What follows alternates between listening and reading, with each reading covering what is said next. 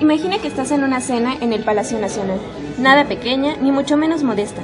300 personas hablando de asuntos importantes. Tomando vino, reunidos en pequeños grupos, moviéndose muy poco y casi nunca topándose con una pared. Sin embargo, como grupo ocupan un gran espacio. Existe una transferencia de calor entre cada persona debido a las diferentes gradientes de temperatura. Muchas cosas se mueven y de esta forma la habitación se encuentra en constante cambio. Ahora imagina una fiesta infantil de cumpleaños, una situación muy distinta que para nada se cataloga como tranquila o formal. No solo eso, imagina la fiesta de cumpleaños del niño más popular del mundo. 300 niños en una casa durante 7 horas bailando, gritando, corriendo como locos y chocando contra las paredes. Sus cuerpos son más pequeños, pero debido a esto su movimiento es mayor y por tanto su energía también. Pero hay una sorpresa para esos 300 adultos y su recatado comportamiento. Los 300 niños violan la seguridad del lugar y de repente entran en el salón para cambiar rotundamente el ambiente, con su alterado estado anímico ocasionado por el exceso de dulces.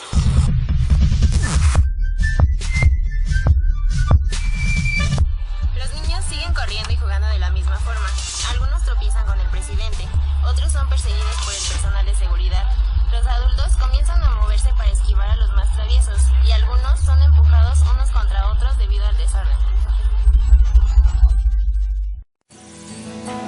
Lo más importante en esta situación es considerar que el número de colisiones entre personas y con las paredes del salón es igual a la suma de interacciones entre los adultos más la suma de interacciones entre los niños cuando se encuentran en grupos separados como al inicio. Ahora puedes pensar en este mismo caso para el trabajo con gases en un laboratorio, por medio del conocimiento de las presiones parciales, donde cada persona es una molécula, el grupo es una mezcla y el salón es un contenedor.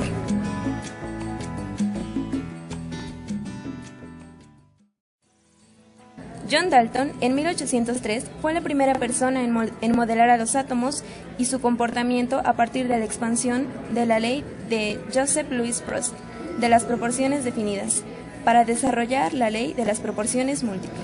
Esta última dice que los elementos se combinan manteniendo una relación de números pequeños enteros entre sus masas. Lo importante de esto es que el trabajo de Dalton mezclando gases para determinar qué tanto de un gas reaccionaba con otro, lo condujo a una ley. La presión interna total de un contenedor con una mezcla de gases es siempre igual a la suma de las presiones individuales. Es decir, como si cada gas ocupara el recipiente en ausencia del otro. Esto se conoce como la ley de las presiones parciales. La ley anterior y el modelo ideal de los gases son aplicables a una gran cantidad de sustancias gaseosas. Teniendo un gas en un recipiente y conociendo los parámetros volumen, temperatura, presión y cantidad de sustancia, es posible plantear muchos problemas. Una manera de recolectar un gas es burbujeándolo a través de una columna de agua. El único problema es que el agua líquida pierde constantemente pequeñas cantidades de agua en forma de vapor. Es por eso que si dejas un vaso con agua en interacción con un medio cálido por el tiempo suficiente, el agua se habrá ido. Siempre habrá algunas moléculas con la suficiente energía cinética para escapar del líquido dependiendo de la temperatura. Como en todos los gases, las moléculas de vapor de agua se mueven dentro de su recipiente generando presión, que sumada a las presiones de los gases contenidos en la mezcla nos da una presión total. Para saber la cantidad de sustancia de gas en una mezcla, debemos trabajar PV igual a nRT con la presión parcial del gas a considerar. Así que, para saber cuánto gas recolectamos sobre agua, hay que restar el vapor de agua a la presión total de la columna obtenida. La presión de vapor de agua varía con la temperatura y esta la podemos encontrar en tablas. En esta ocasión, capturaremos el oxígeno desprendido de la descomposición del peróxido de hidrógeno en agua y oxígeno bajo la acción de la enzima catalasa. Esta última la podemos encontrar en buena cantidad en el jugo de zanahoria. Para realizar nuestro experimento necesitaremos lo siguiente. Jugo de zanahoria natural que contiene la enzima catalasa que acelera la descomposición del peróxido de hidrógeno en agua y oxígeno. Un frasco de vidrio y su tapa unida a una manguera sellada muy bien. Necesitamos un recipiente con agua al cual agregamos colorante y una probeta de 100 mililitros. Una jeringa de 10 mililitros y agua oxigenada. Se empieza por vertir el jugo de zanahoria fresco en el frasco de vidrio.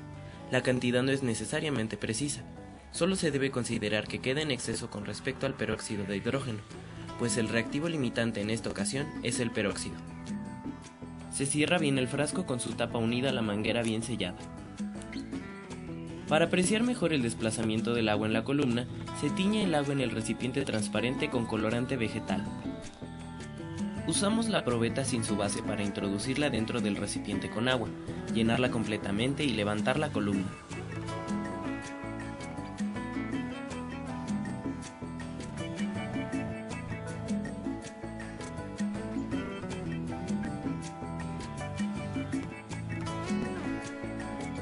Se lleva la manguera del sistema al fondo de la columna llena de agua, cuidando que no entre gas. En caso de observar burbujeo en el paso anterior, se debe repetir el procedimiento hasta obtener una columna libre de gas.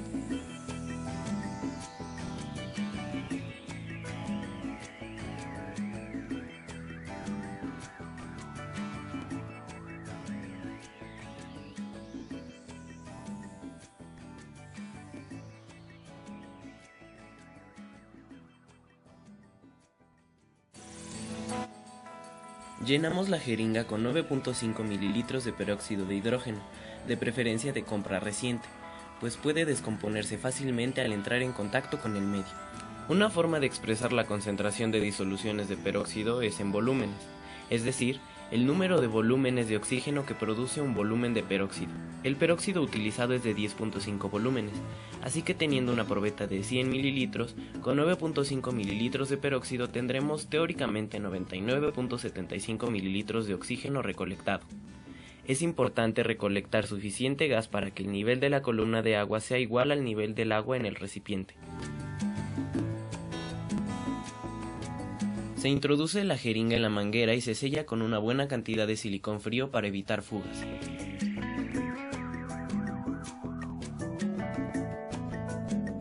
Una vez todo listo, se inyecta el peróxido al sistema y que comience la diversión.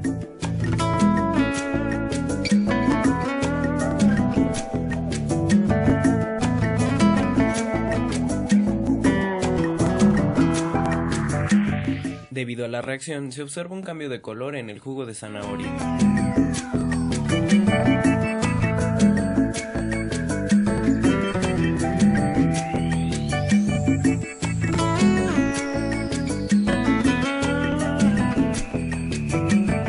Agitamos hasta dejar de observar el desplazamiento del nivel de agua en la columna.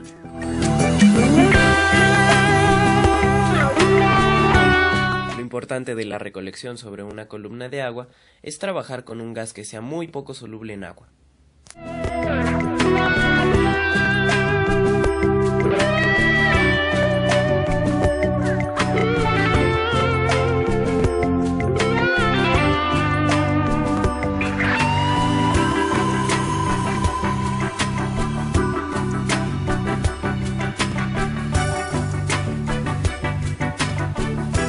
Por último, para verificar el volumen recolectado, se retira con cuidado la manguera y se mide el volumen mientras se iguala el nivel del agua en la columna con el nivel del agua en el recipiente. De esta forma, nos aseguramos de que la presión de la mezcla de gases obtenida sea igual a la presión atmosférica local. Con esta última propiedad, encontramos la presión del oxígeno restando la presión de vapor de agua en la temperatura actual a la presión atmosférica, que en este punto de la ciudad es registrada en un barómetro como 77.600 pascales, y así obtenemos la presión ejercida por el oxígeno dentro del recipiente. El volumen obtenido es de 97 mililitros, que con respecto al volumen teórico de 99.75 obtenemos un porcentaje de error de 2.76. Esta pequeña cifra es atribuida al gas que se queda en la manguera y dentro del frasco después de retirar la manguera del sistema y que no es considerado en el volumen. La presión del gas en la columna es igual a la presión atmosférica de 77.600 pascales menos la presión de vapor de agua a 20 grados Celsius, que es 2.339.3 pascales, o sea, 75.260.7 pascales o 0.7428 atmósferas.